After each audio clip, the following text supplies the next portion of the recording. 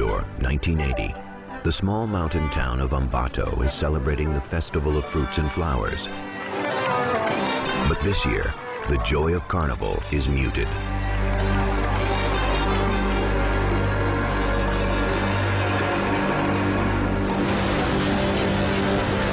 Dozens of girls between the ages of 8 and 12 have vanished.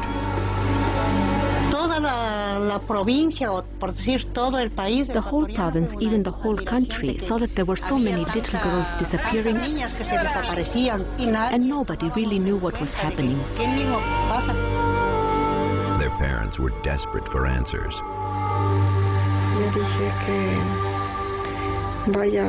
I told her to go sell some things, to buy a bus ticket home and come back. And she didn't come back. We thought maybe somebody had kidnapped her for a ransom, or that somebody took her to another country. We thought they had taken her because she was very pretty, very pretty. At first, local police did little. They assumed the girls were just runaways.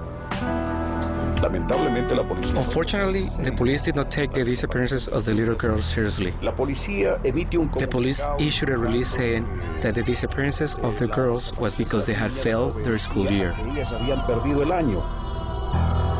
The families did what they could to find their daughters. The last girl, Ivanova Garzon, her mother put ads in newspapers, put ads on street lamps that said she'd give a reward of 20,000 sucres if someone gave some news about the little girl, but nothing.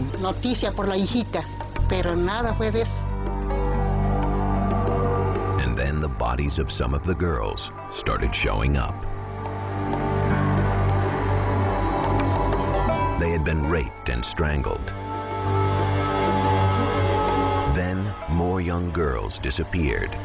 Now the families demanded answers.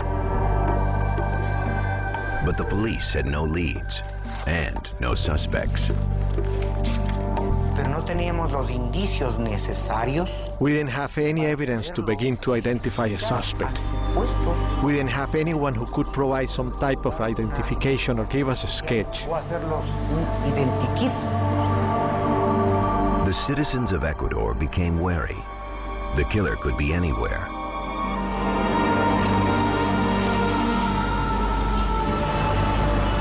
Sunday, March 9th, 1980, a typical morning in Ambato. The plaza buzzed with activity. Fruit and vegetable vendors were setting up their stalls. Hot food stands were already cooking.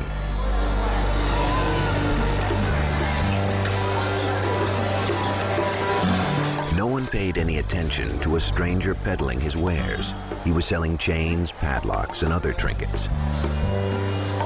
The man walked the plaza most of the day. Then he approached a vendor named Carlina Ramon. It was around 4 o'clock in the afternoon. This man asks me to sell him food. He began looking into my pots to see what I had, and then he kept looking at my daughter as if to try to get her attention. Carlina's daughter Alicia was 11 years old at the time.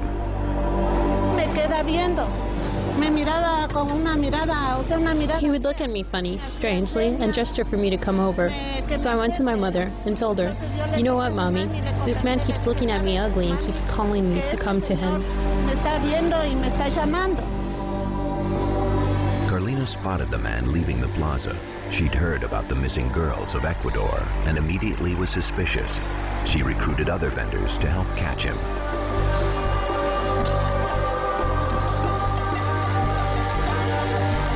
Just outside the plaza, Carlina and her friends overtook the man and dragged him back.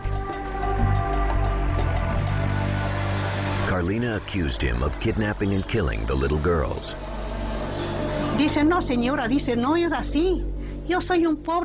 "No, ma'am. I'm a poor worker. I'm a humble man.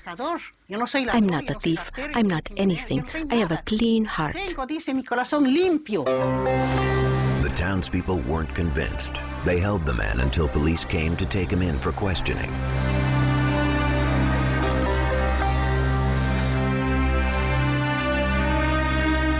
Police learned his name was Pedro Alonso López, a native of Colombia. Interrogators tried strong-arming López to gain more information. They could not apply force or intimidation in the investigation. It didn't work. The man refused to talk. But then, after a few hours in detention, López began opening up to an officer named Pastor Cordova. Pastor Cordova, the captain at the time, took charge of the case and began to do a very scientific and intelligent investigation by gaining his trust. It was to him that López confessed his story. He said he'd spent the last 7 years traveling between Colombia, Ecuador, and Peru. And in those 3 countries, he claimed he had raped and murdered as many as 300 young girls. The captain was stunned. It seemed impossible that one man could have carried out so much violence.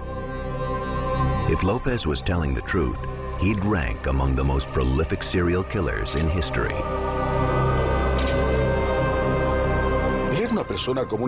He seemed like an ordinary person. It was unbelievable that this man killed so many little girls. News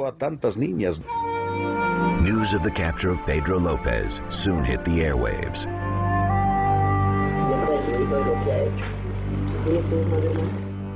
López relished the attention. He wasn't shy about discussing his crimes or philosophizing about life and death on camera. No, pues cuando uno se muere, pues pierde uno por total, pierde uno lo que es los sentimientos, su visibilidad de los ojos para ver, y una muerte que uno ya no vuelve ni saber quién es uno, ¿no? Todo queda así en una oscuridad nula. López, it seemed, hoped to gain a twisted kind of immortality. Esto queda en la historia, ¿sí o no? ¿Sí me van a pasar el pareón? Yo estoy muy joven para morir. López seemed proud of raping and murdering so many young girls. He said the grave sites were scattered all over the country and offered to lead police to each one. He would take the girls to desolate areas, fulfill his sexual appetite, and then he would strangle them and leave them covered in newspapers or branches. His confession set off a heartbreaking 6-week search for the bodies of his victims. Something that struck me about Pedro Alonso was how cold he acted when he was identifying the grave sites. It was as if what he'd done was normal. López would lead police across 11 Ecuadorian provinces, a journey that would reveal the truth behind this seemingly insignificant man.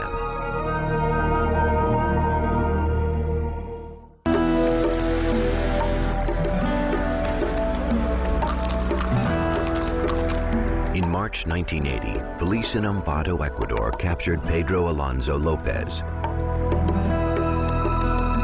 While in custody, López claimed to have raped and killed more than 300 girls from Colombia, Ecuador, and Peru. As proof, he agreed to show police the grave sites of his victims. Nobody realized it was the criminal who was leading police to the graves. They dressed him up as a policeman and nobody recognized him.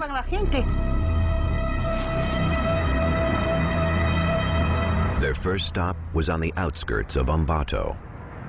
Él declaró, o sea, él había dicho a la policía que... He told police he had caught a girl who sold newspapers and that he killed her and that she was buried under the Ficoa Bridge. We found a complete skeleton with clothes on it. Of course, the body was decomposed. And when we look at it, we found the bones were corroded. I remember, a leg and a hand. It was the corpse of Hortensia Garces Losada. López had killed her 10 months before. At first, police had difficulty identifying the body, but Hortensia's family had arrived and seen something they recognized. We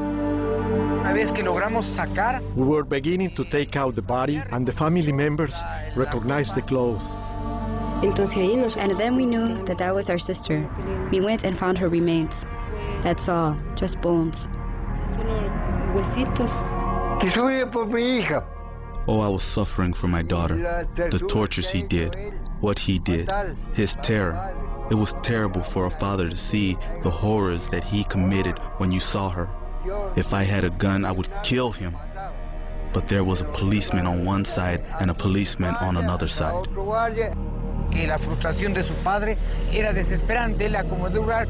The father wanted to kill this criminal. He shouted, "Justice, justice." And the people began to throw rocks at us. Then police intervened.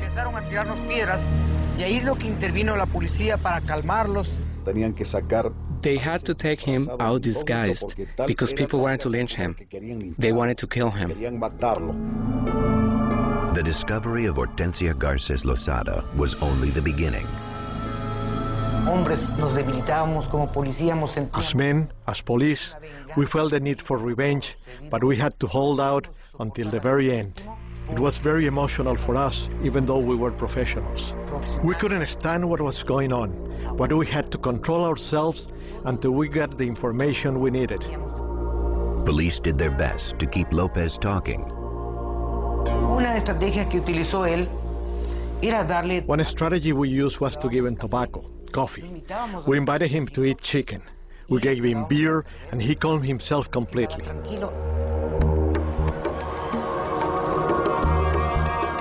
Over the next 6 weeks, Lopez led investigators to gravesite after gravesite. It was a horrific tour that Lopez seemed eager to take. He remembered everything, places, dates and times, and descriptions of the girls. Just an incredible memory. He remembered where he had buried the bodies of the little girls. Not only in Ambato, but in the surrounding different sectors of Tungurahua.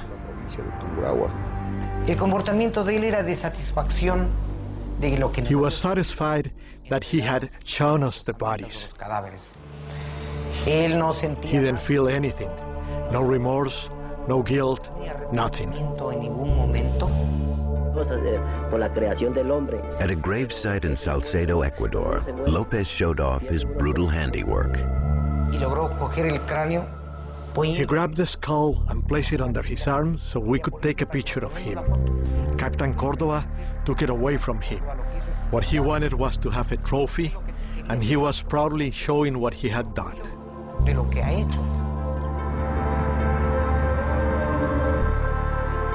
In all, police would unearth the remains of 57 of Lopez's young victims.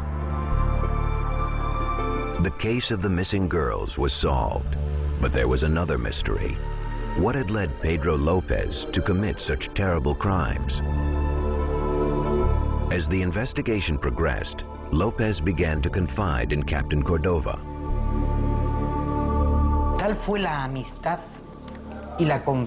It was because of this confidence, this friendship he had with Captain Cordova, which made him refer to the captain as Papa. The absence of a father for Pedro made him look for one in other people.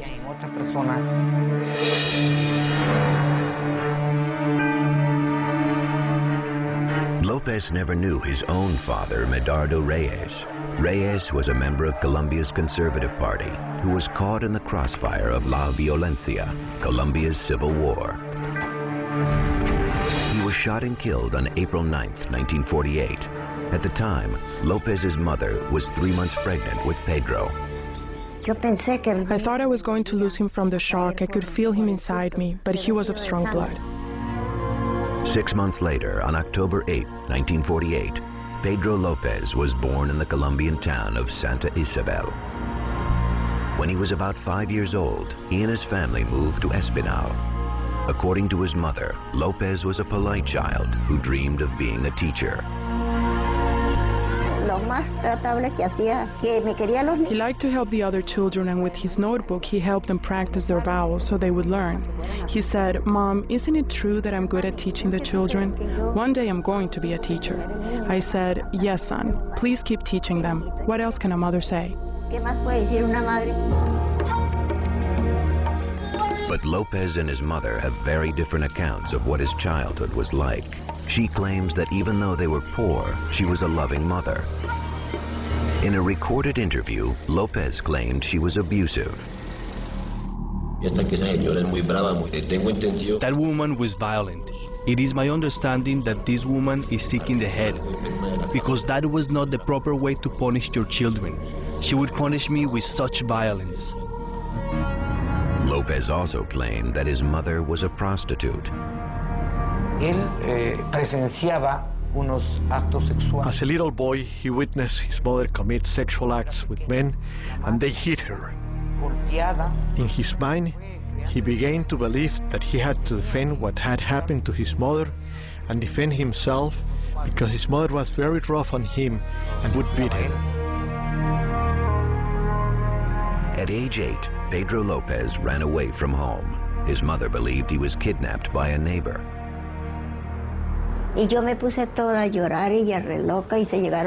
That night I cried and cried. I looked all over for him and I couldn't find him. Then I went to a man who is a fortune teller in Flanders, and he said that Pedro went in a car with a man from Cali.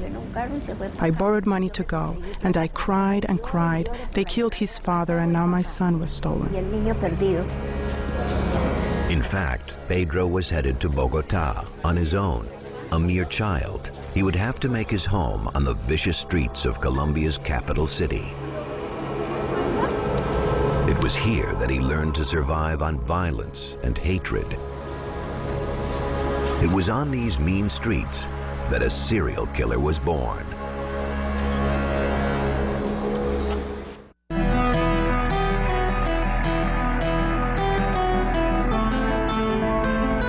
March 1980, serial killer Pedro Lopez led police to the burial sites of many of his young victims. In a recorded interview, details of his past began to emerge.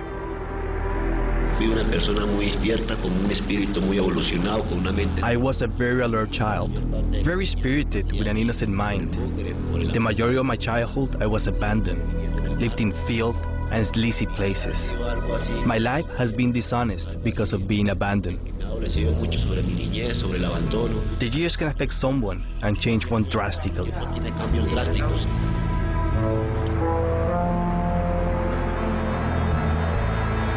In 1956, 8-year-old Pedro Lopez was a runaway, trying to survive on the streets of Bogota, Colombia.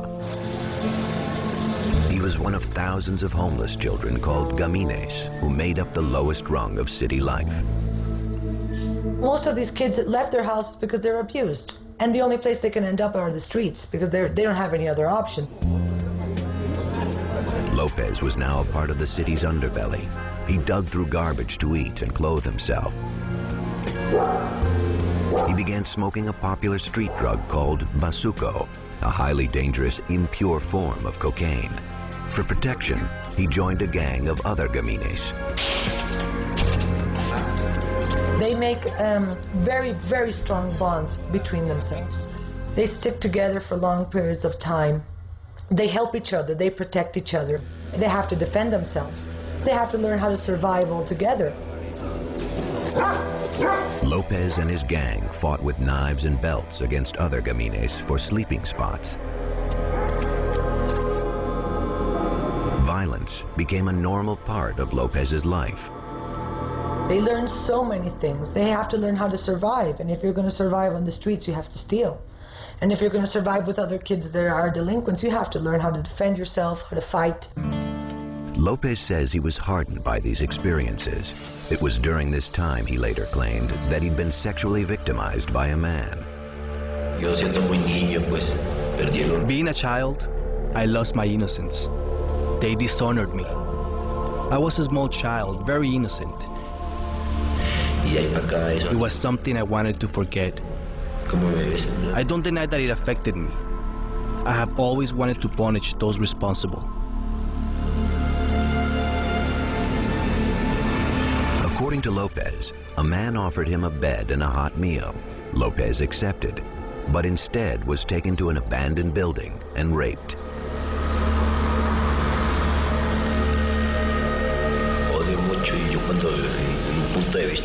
I hated it. When I see a certain person, let's say a male adult, that does not respect a young boy, well, I see to it to fix that person. Lopez said he couldn't go to the police. Rarely did they do anything about the plight of a gamín. After the incident, he said he went outside only at night. Another time when Lopez was 10, he said he was approached by an elderly American couple living in Bogota. He said they offered him a home because the sight of him begging on the street broke their hearts. According to Lopez, the couple enrolled him in a school for orphans. For a couple of years, he led a stable life, but his good fortune did not last. When he was 12 years old, a male teacher sexually molested him at his school. Lopez stole money from the school's office and ran away from the couple who had taken him in. He returned to the only thing he knew, Bogota's violent streets. What did the gamín do? So that is what I declare, that I am 31 years old and I have led a backward life, disoriented, that I have been without support and help. But what mostly I needed was support. Lopez lived on the streets of Bogota for 13 years. In 1969, at age 21, he was arrested for stealing a car. After only 2 days behind bars, he was brutally raped by 2 older inmates. In retaliation, Lopez fashioned a crude knife out of a prison utensil and murdered his rapists.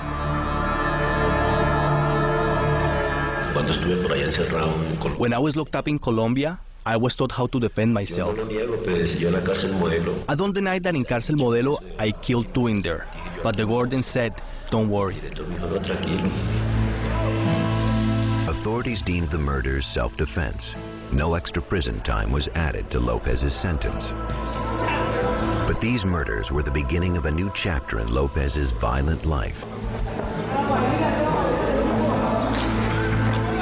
He swore he would never be a victim again, and he vowed to seek his own brand of justice for all he'd endured. At age 23, Pedro Alonso López was released from prison and went on the hunt.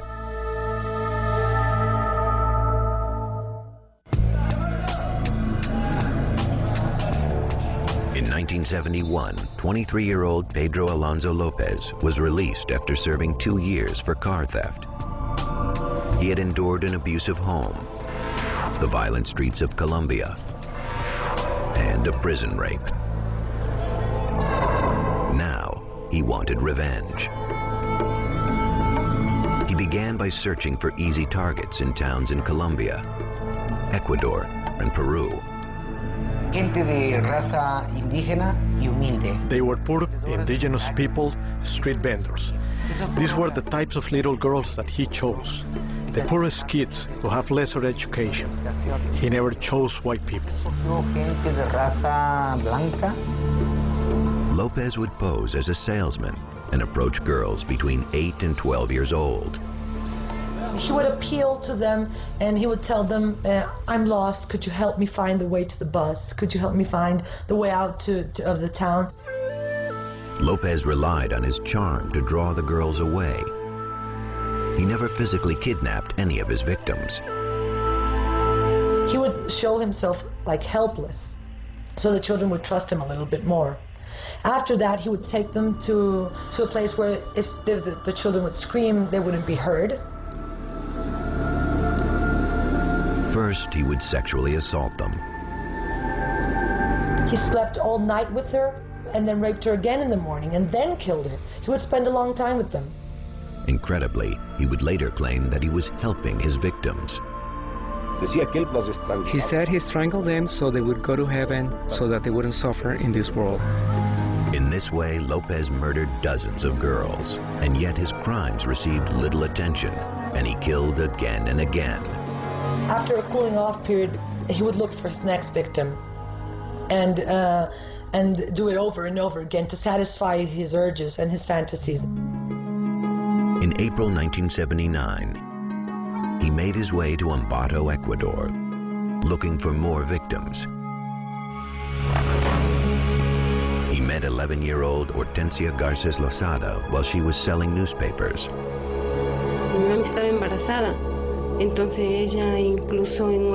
My mom was pregnant at the time, and when she sold newspapers, she saved money to be able to provide for my brother.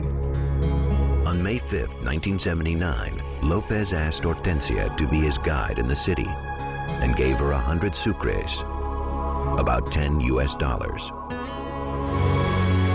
He led her to the outskirts of town underneath a bridge, and then he raped her, beat her, and strangled her.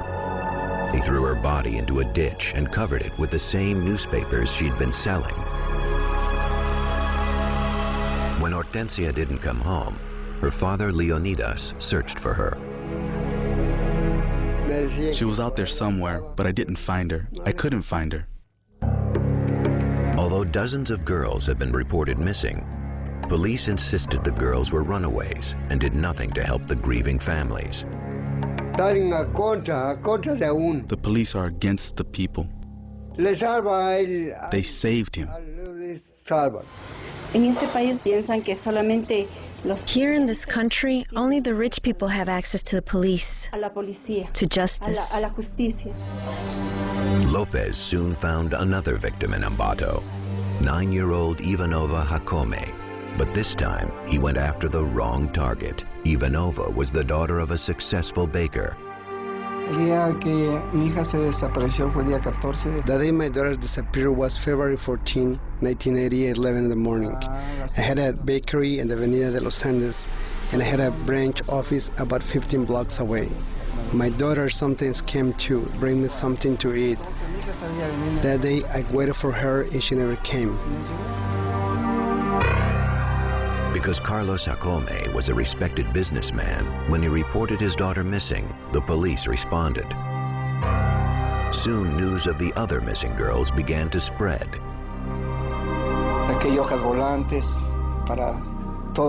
I took out flyers. I spread them all over Ecuador asking for information, but we didn't find out anything.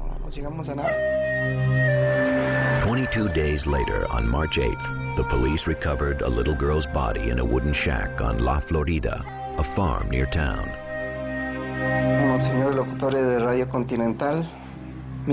Some radio reporters came to my house and they said, "Carlos, a body of a little girl has been found." And so I went to the hospital morgue, and that's when I went in and I saw my daughter. I'm still devastated. For me, it was very tragic.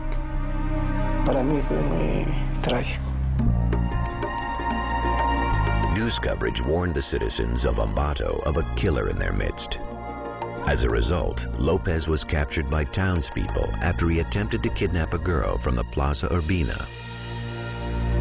That same day, the Jacome family buried Ivanova.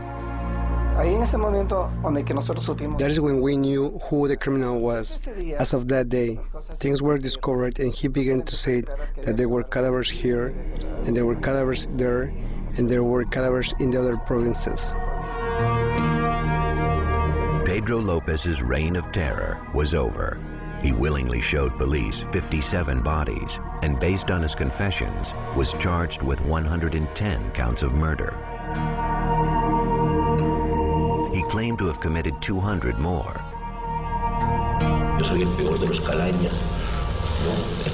I am the worst of the worst. Perhaps I took it too far because of my ignorance. The low of the low. Perhaps even a complete animal. But as the case went to trial, victims' families feared justice would not be served. This seemingly mad killer had, in fact, been carefully plotting his crimes. And he knew that the laws of Ecuador were on his side. If somebody killed one person, or killed 100, or killed 1,000, he would receive the same sentence.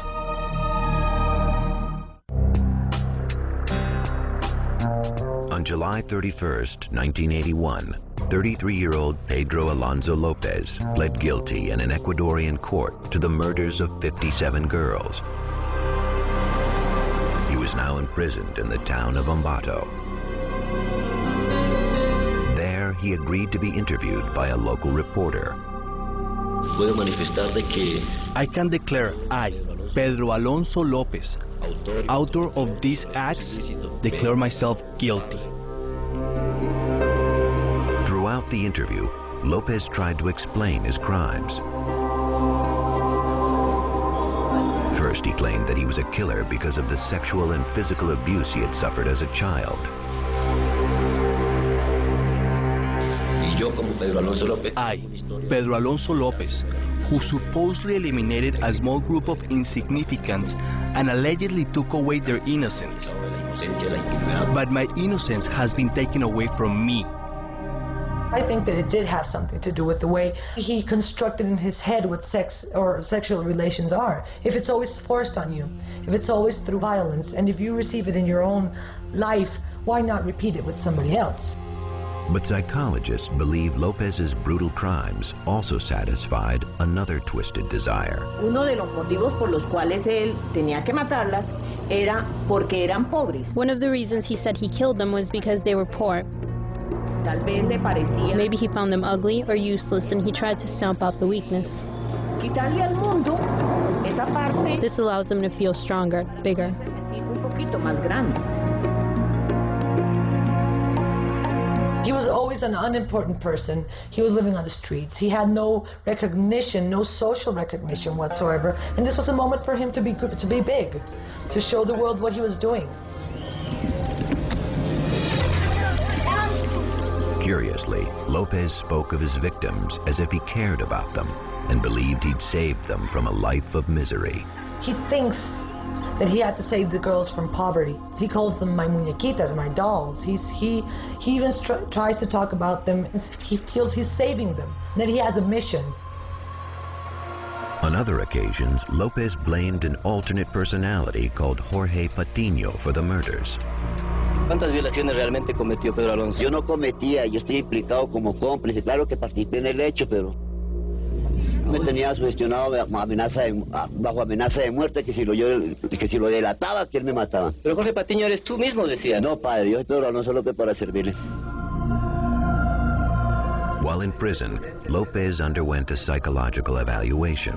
It was determined that he was a sociopath, that he suffered from an antisocial personality disorder. He does not consciously know right from wrong, and he does not feel guilty or remorseful for what he does.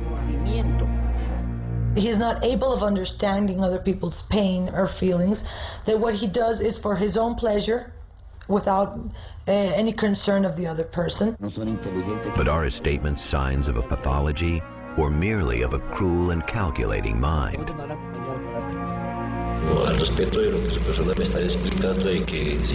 You asked me if I felt anything while asphyxiating certain persons. Well, no. It's strange, no? Someone who shoots another with a gun and the other person feels the pain of the bullet. Is the shooter going to feel the same agony or the same pain? López was very good at using his words to manipulate others.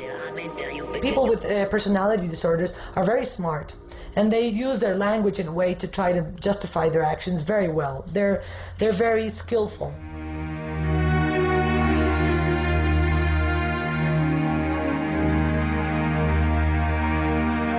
A person that has a personality disorder, that has contact with reality, is going to be much more careful, because even though he doesn't care about his victim, he doesn't want to be caught. And he was aware that the laws of Ecuador would protect him. He knew that it didn't matter how many girls he killed.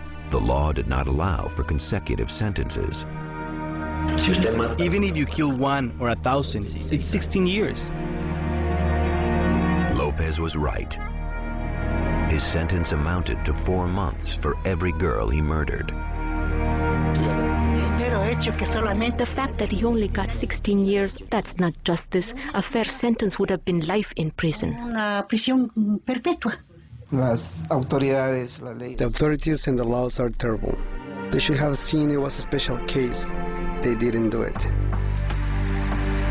After 2 years in prison in Ambato, Lopez was transferred to the Garcia Moreno, a prison in Quito, Ecuador. He was kept in Pabellon D, the wing reserved for murderers and rapists. Lopez passed his days alone, smoking bazuco, scribbling in a diary, and carving coins with Jesus on one side and the devil on the other. I have always lived in poverty, and I have ambition being powerful one day, or of great importance. I understand what I have done. There is no going back. He served his time patiently. He would be a free man by his 50th birthday and soon be able to wander the countryside again.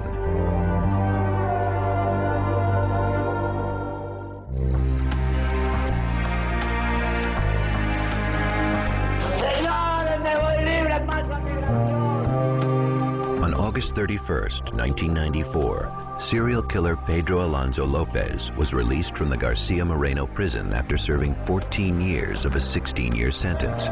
He was released 2 years early for good behavior.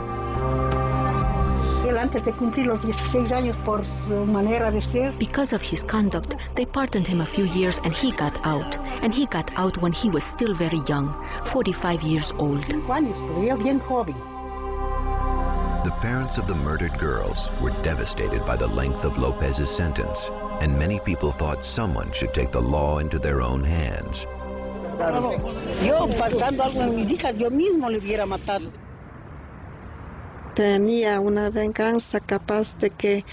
wanted revenge. I wanted to break him into pieces because he killed my baby.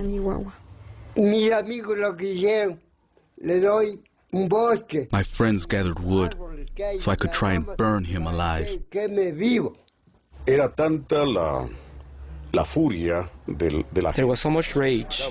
The people asked the president of the country for a reform of the laws. Las leyes. But the victims' families would have no chance to seek vengeance because Lopez's stay in Ecuador was short-lived. He was detained just 1 hour after he was released. The superintendent of the province had ordered him back into custody so that he could be deported to Colombia. Usted es extranjero y si usted no tiene la documentación en regla, yo no puedo ponerle en libertad. The next day, on September 1st, Ecuadorian immigration officials handed Lopez over to Colombian authorities at the Rumicacha International Bridge at the border of the two countries. One of the most prolific serial killers in history was home. The high authorities, judges, never do justice for the poor person.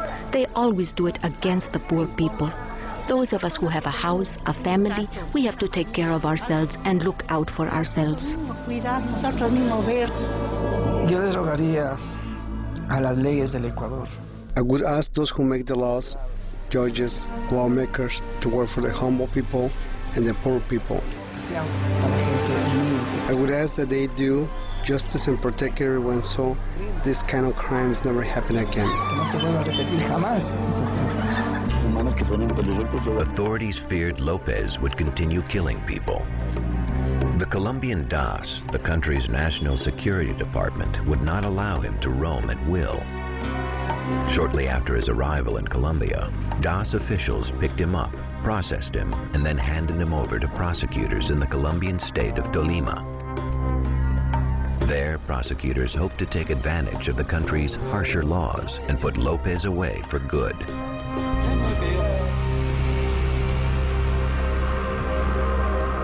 Lopez was charged with a 2-decades-old murder case. Back in December 1979, Lopez had traveled to Espinal. Within a month, 12-year-old Flor Sanchez disappeared. Her body had been found half buried in a rural area near the city. Her mother, Alba Sanchez, identified her daughter's remains later that day at the police station. I entered and they said, "Inspect the clothes. Maybe there's a little dress." Yes, it was my daughter. The murder seemed to match Lopez's pattern, and Colombian authorities had more than enough evidence for a conviction. God forgive me. They should take his life. How can you let a guy live that keeps killing like this? Why would they let him live? Yet again, Lopez dodged harsh punishment. In late 1995, he was declared insane and condemned to the psychiatric wing of the Cárcel Modelo in Bogotá. Just 3 years later, in February of 1998, a prison psychiatrist declared Lopez sane. It could either be that the psychiatrist really felt that he was recovered or that he faked it. I mean, he went on for 10, 12 years killing people without being caught. He was smart. He could have faked being better. He could have faked change. A mere $50 bail freed this serial killer. He was released with 2 conditions. He had to continue to receive psychiatric treatment and report once a month to a judge. Lopez decided to revisit his past.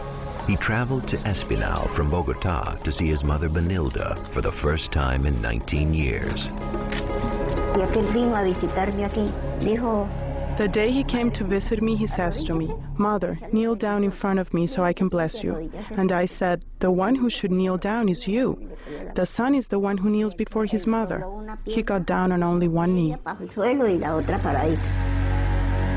But then Lopez showed his cruel streak.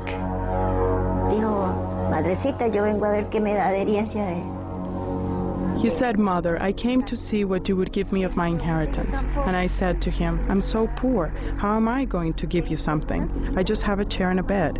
He took those 2 things and put them on the porch, and I started crying. And he said, "Who will buy this? If not, I'll light them on fire." Then a woman bought the chair and the little bed, and then he left. Lopez pocketed the money and disappeared. He went back into the countryside he knew so well, to the killing ground where he had found so many victims. That was the last time anyone reported seeing Pedro Alonso López. His mother believes he has managed to avoid being killed by the families of his victims. Up until now, I haven't felt it. When someone dies, you feel a shock, and I haven't felt anything. I believe in what our Lord says. When a person dies, it's revealed to others. So there was nothing revealed to me. About 20 years after Pedro López was arrested in Ambato, Ecuadorian officials changed the maximum sentence for murder from 16 years to 25 years. Then, in October 2002, Interpol released an advisory on behalf of the Colombian authorities, stating they were looking for López. They suspect he had committed another murder in Espinal. How many victims do you think you have killed? Sir, to give you the exact number, I don't know if I could tell you. It's like a superiority, like I am a god. I give life and I can take it away.